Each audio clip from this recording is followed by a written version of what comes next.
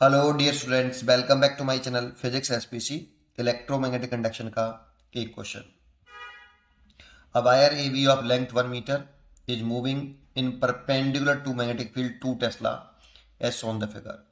Force required to move the wire with constant velocity 3 meter per second. देखो, जब ये wire A B move कर रहा है और ये आपका फिक्स है और ये मैग्नेटिक फील्ड है जो वर्टिकली डाउनवर्ड दे रखा है यहाँ क्वेश्चन में, और कांस्टेंट है 2 टेस्ला दे रखा है बेटा।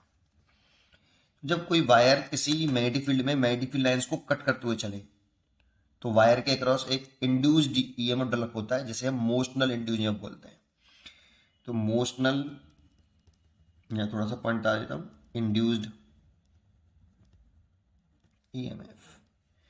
अगर कोई यूनिफॉर्म मैग्नेटिक फील्ड लाइंस है ऐसे और इसमें वायर चल रहा है, मान लो कुछ इस तरह से, ये वायर की लेंथ है, कंडक्टिंग वायर है, इसकी लेंथ एल है, ये मैग्नेटिक फील्ड है और ये ऐसे मूव कर रहा है, देखो ठीक है।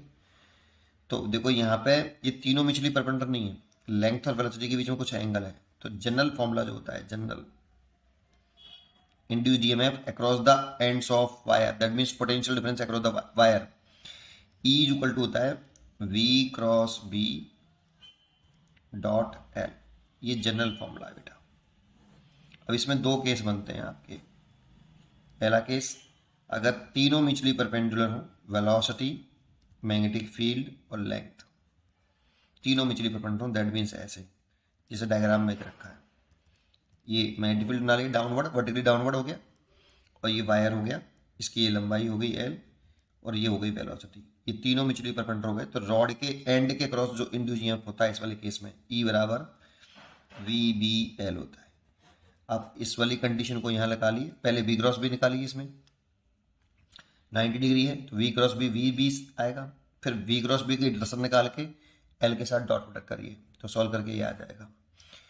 और दूसरा केस होता है कि इफ अगर तीनों में से कोई दो पैरेलल हो, कोई भी दो पैरेलल हो, कौन रह गया, एल और वेलोसिटी, तो इंड्यूस ईएमएफ जीरो होता है। तो यहाँ पे ये वाला केस लगेगा बेटा, ये वाला, ठीक है। तो लगाइए मोशनल ईएमएफ, इंड्यूस्ड ईएमएफ कितना, इंड्यूस्ड ईएमएफ, ये तो दिखाना है आपको। तो इंड्यूस्ड ईएमएफ ई बराबर बी बी एल। अब इसकी डायरेक्शन भी निकालना आनी चाहिए बेटा, सबसे इंपॉर्टेंट है डायरेक्शन निकालना, कि कौन सा एंड हायर पोटेंशियल पर आएगा, कौन सा एंड लोअर पोटेंशियल पर आएगा। तो ये पता करने के लिए वी क्रॉस बी की डायरेक्शन निकालिए बेटा आप। क्यों? क्योंकि जो मैग्नेटिक फोर्स होता है ना F M, V cross B, Q V cross B होता है। अगर चार्ज पॉजिटिव है तो वी क्रॉस बी की डायरेक्शन और एफ एम की डायरेक्शन सेम होगी, और नेगेटिव है तो वी क्रॉस बी की और एफ एम की डायरेक्शन अपोजिट होगी। तो वी क्रॉस बी कैसे निकालें? राइट हैंड लीजिए, वेलोसिटी की डायरेक्शन में ये वेलोसिटी वेक्टर हो गया इधर की तरफ, डायरेक्शन अपनी राइट हैंड की फिंगर रखिए और अपनी फिंगर को छोटे एंगल से वेलोसिटी से मैग्नेटिक फील्ड की तरफ घुमाइए। वेलोसिटी की डायरेक्शन में रखा, छोटे एंगल से मैग्नेटिक फील्ड नीचे तरफ है, डाउनवर्ड नीचे, तो छोटे एंगल से मैग्नेटिक फील्ड की तरफ घुमा दिया। थंब इधर आ रहा है, ये जो थंब है ये वी क्रॉस बी की डायरेक्शन को बताएगा, और चार्ज अगर पॉजिटिव है तो उसमें फोर्स वी क्रॉस बी की डायरेक्शन में लगेगा। That means positive charge particle force इधर लग रहा होगा और नेगेटिव पर इधर, इसीलिए ये एंड पॉजिटिव और ये एंड नेगेटिव। दैट मीन्स ये हायर पोटेंशियल पर और ये लोअर पोटेंशियल पर। तो सर्किट कुछ इस तरह से बन जाएगा बेटा। करंट जो फ्लो करती है ना सर्किट में, इसमें ये हायर पोटेंशियल है और ये लोअर पोटेंशियल, तो करंट किधर फ्लो करती है, high potential to low potential. तो बच्चा सोचता है कि ऐसे नहीं, सेल बना लीजिए पहले आप, फिर समझाता हूँ। एक सेल बना लीजिए, ए और बी की जगह पर, इस जगह पर एक सेल बना दो, ये प्लस और ये माइनस, ऐसे ऐसे। तो देखो सेल के बाहर current higher potential to lower potential होती है, तो करंट कुछ इस तरह फ्लो करेगी बेटा ऐसे, और सेल के अंदर करती है लो टू हाई, तो करंट इस तरह से फ्लो करेगी बेटा इसमें ऐसे। और करंट की जो वैल्यू होगी वो I is equal to E upon circuit का total resistance, total current is equal to total EMF upon total resistance. तो टोटल ईएमएफ तो वी बी एल है, और टोटल रेजिस्टेंस यहाँ पे एक इधर का है, ये सर्किट का आर, ये इतना करंट हो गई। जब इसमें करंट ऐसे फ्लो करी, जैसे इसमें करंट ऐसे फ्लो करी तो इस पर मैग्नेटिक फोर्स लगने लगेगा करंट कैरिंग वायर पर, F M is equal to I B L sine theta. इसे वेक्टर फॉर्म में लिखें तो F M vector is equal to I L cross B, ये लगेगा बेटा। तो इस मैग्नेटिक फोर्स की डायरेक्शन एल क्रॉस बी की डायरेक्शन में होगी, तो कितना मैग्नेटिक फोर्स लगेगा और किधर लगेगा, पहले इंपॉर्टेंट है किधर लगेगा, एल क्रॉस बी। तो एल से एल वेक्टर की डायरेक्शन वही मानते हैं जो करंट की डायरेक्शन है, करंट की डायरेक्शन में एल वेक्टर की डायरेक्शन मान लो, और मैग्नेटिक फील्ड है डाउनवर्ड डायरेक्शन में, तो करंट तो इधर है बेटा, तो एल क्रॉस बी करना है आपको, तो एल वेक्टर ही हो गया और बी नीचे की तरफ चला गया, तो एल से बी की तरफ घुमा दो छोटे एंगल से, थंब इधर आ रहा है, एल वेक्टर ये हो गया और बी वेक्टर नीचे चला गया, तो एल क्रॉस बी तो इधर आया, तो एल क्रॉस बी इधर आ रहा है, दैट मीन्स मैग्नेटिक फोर्स इधर लग रहा है।